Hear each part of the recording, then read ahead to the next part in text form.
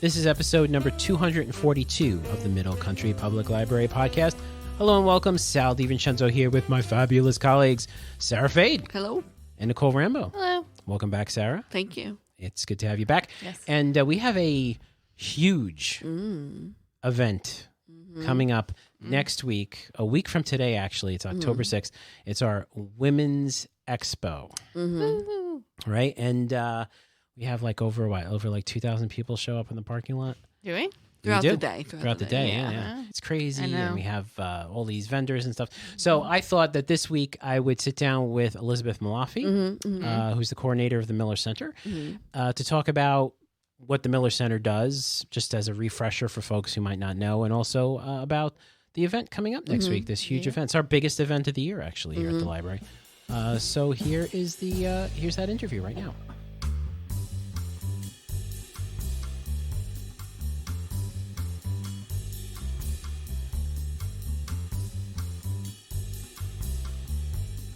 Joining us in the studio, Elizabeth Malafi. Hey. How are you?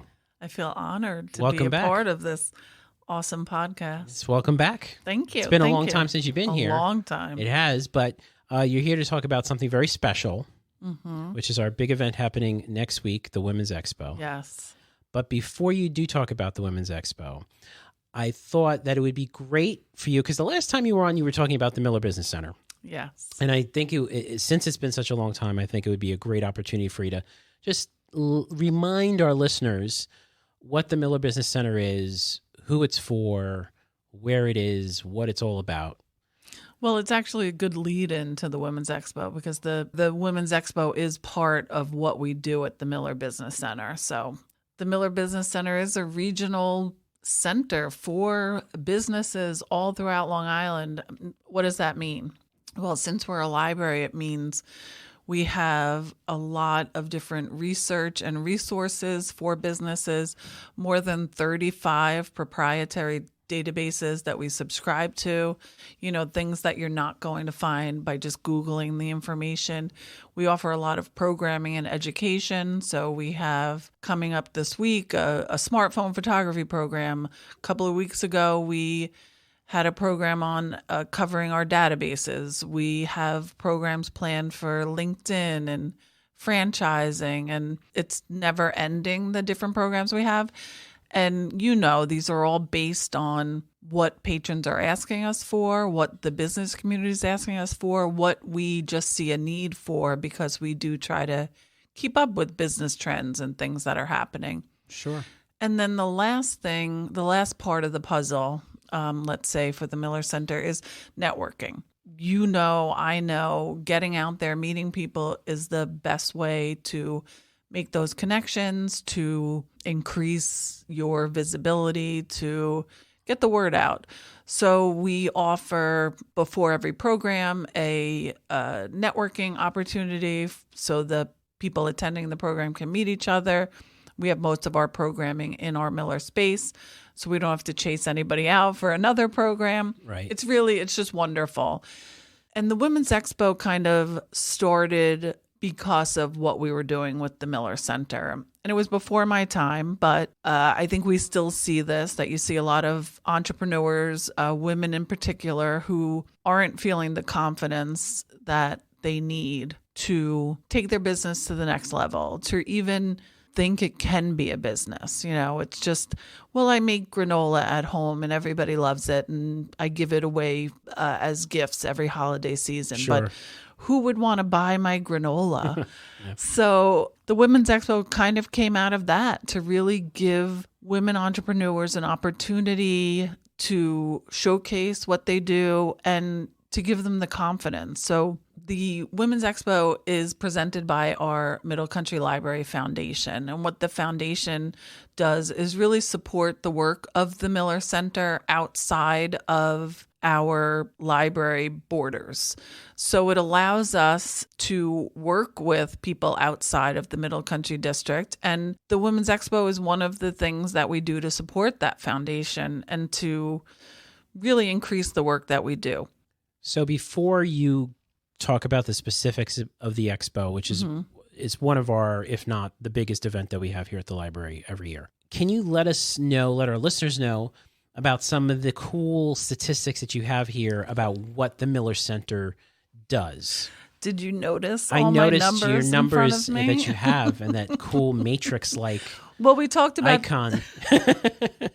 we talked about that we have the databases that are, it's going to give you information that's not on Google. And we have more than 35 of those.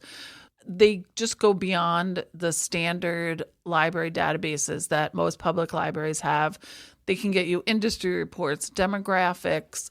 It's really never ending. And like the programming, we purchase database and subscribe to databases in response to what people need. Sometimes we can get them and sometimes we can't, but we will get a database to answer a specific reference question. And while a lot of times that happens in the business community, it happens throughout the library. So as I said, there are over 35. But during the year, we use those databases to help more than 300 businesses in a one-on-one setting where we're working with them one-on-one.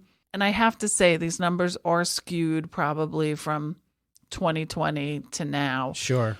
We're just building up after, the pandemic and shutting down. And it's almost like we're starting over in a sense. We took a bit of a hit. I mean, it's like very like all businesses did, like clear to everybody see. did. Yeah. So that 300 number is probably something that in normal times is closer to 500. But we're still offering one-on-one appointments. We do probably close to 100 of those each year. As far as programming goes, I mean, I would say we probably offer 50 to more programs a year. Again, those are responding to what they need. We're looking at 2023 as like just really back to normal for us. So we'll be having our business networking open house event in January, which is something we started a couple of years before the pandemic. And it was great. It is an event where we bring in business networking groups, so chambers of commerce and LaTip groups, any sort of group that brings business people together to meet. And we just had an event where people could talk to them. So most businesses can't join every chamber of commerce, every business organization, every referral group. It's too many. You need to look to see which ones work best for you. And many business people don't have time to find all those organizations. So we're trying to bring them together. But we really hope that 2023 is going to be just a better year for everybody, not only the Miller Center, but businesses in general. And we're doing everything we can to help that happen. Now, if a business owner happens to be listening and they would like to reach out to the Miller Business Center, what's the best way to get in touch with us? They can visit our website, which is www.millerbusinesscenter.org. Our emails are there. Our phone number is there. I encourage you to contact us, set up an appointment, and we will sit down with you and just go over the databases that we have, how we think they can help your business, kind of find out what you're doing. We can suggest local organizations that can help you if that's what you need, but we can also suggest our programming, and maybe we'll have a program based on what you need. Which happens a lot. Yes, a lot. Full disclosure, I am also on the Miller Business team, and I have had patrons come up to me and say, it's a shame you don't have this type of program, and boom, 2 months later, there it is. Well, yeah, and it really is something that we do. And for instance, a good example is that we started to get a lot more nonprofits come to the Miller Center, but they were very hesitant, thinking, well, these programs are for businesses, not nonprofits. And we told them we consider a nonprofit a business. You're really struggling with a lot of the things that businesses are. But also knowing that they had that hesitation, we started to have some more programs specifically for them. And recently we became part of the Funding Information Network from Candid. And what it allows us to do is have access to several databases to help nonprofits find funding. So we get the Foundation Center Directory, grants for individuals, and a few other resources that will give them training and help them find information on funding. What's great about it is it also trains us to better help them. And in partnership with that, we've also been offering more programs specifically for nonprofits. And we had a series in the summer called Summer Camp for Nonprofits. And it was great because they really felt comfortable chatting with each other and finding out that they're not alone in their struggles. It's a great thing. So definitely people who are interested in starting a business or who are in businesses of their own, they should really consider contacting the Miller Business Center. And they should consider coming down next Thursday for this huge, gigantic Women's Expo. So why don't we go into some detail on what folks should expect to come. Now, it's 11 to 6. 11 to 6 on Thursday, October 6th. Here in Center Reach. In our newly renovated space. Beautiful. It's going to be beautiful. Gorgeous. I can't wait for people to see it. And we're not like other libraries. Our books are not stationary, bolted down shelving at the Middle Country Public Library. We roll everything out, literally roll everything out. All the furniture gets moved. Our custodial department loves us on Wednesday night. Do they? And then you have all these vendors who come in. So wonderful. Who are we expecting as far as a number of vendors this year? We have a little over 70 vendors this year. Yep. Amazing. And it's our standard. We usually have 60% are former vendors, so your favorites, and then 40% new vendors. And it's interesting because every year we see something that's like the thing, like this is the thing this year. And generally we have a lot of jewelry because that's been the way it just is with these types of businesses. This year we have a lot less jewelry. Oh, okay. We have a lot of food vendors. I know. Nice. So you'll be able to come on by and get granola, quiches, baked goods, hot sauce, and one of my favorites, and I hope I say this word correctly, okay, vegan charcuterie boards. Nice. Yes, wow. Yes. So interesting. These are local women. Nice. And I'm really actually excited about how many women from our Center Reach Selden area will be there. Oh, good. So I'm looking forward to that.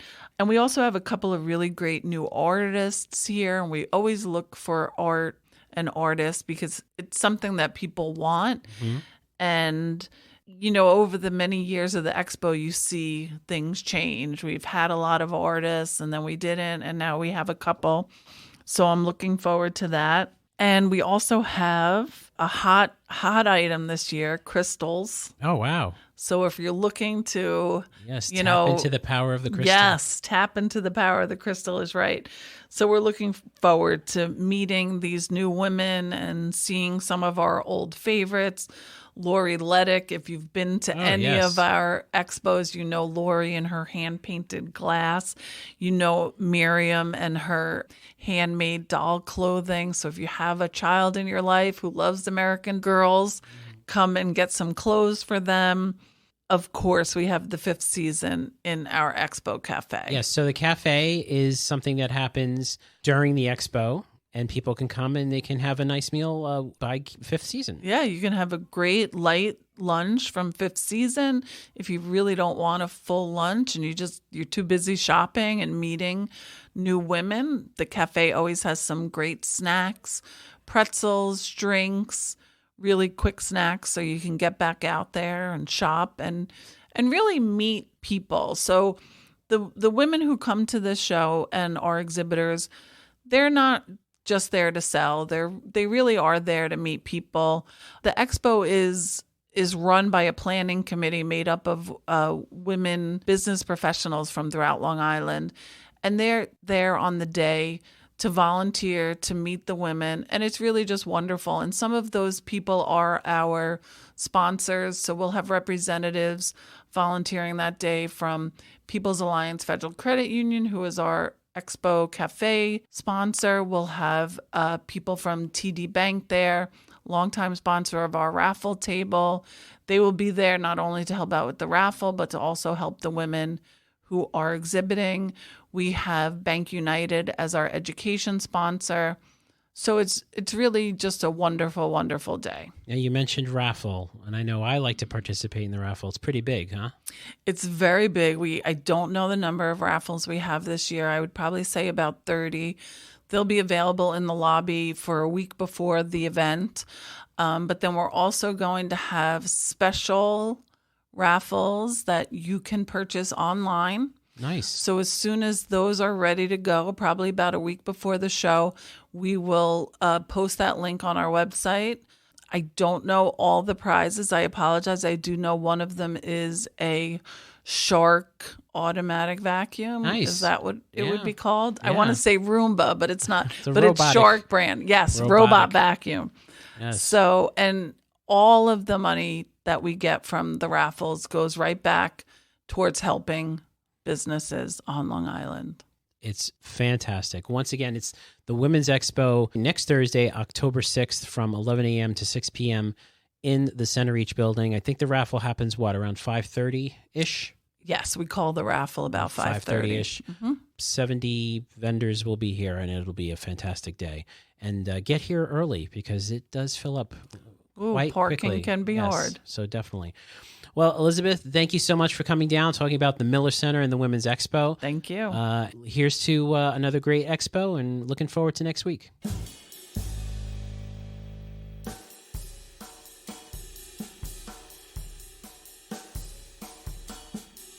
Okay, there you are, Women's Expo once again next week, October 6th. It's a Thursday, 11 a.m. here at the Center Reach building.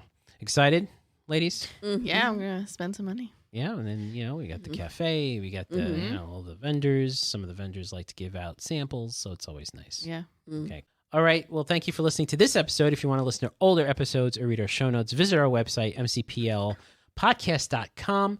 And we have over 870 subscribers on YouTube. Wow. This is a big deal. No, it's not. We need to get to we need to get to 1,000 though by, I don't know if you listened to last week's episode, Sarah, but we moved to the goalposts a little bit. Oh, okay. Now it's 2032. If we get to 2032. If we're here. Well, at the 2032, we can get 1,000 subscribers. So hit the subscribe button and also hit like, because evidently if you hit the like button, there's a outside chance that you might show up on someone's feed.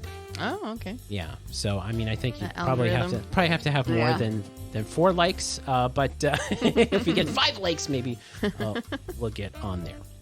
So thank you so much for listening. For Sarah Fade and Nicole Rambo, I'm Sal DiVincenzo. We'll see you on the next show.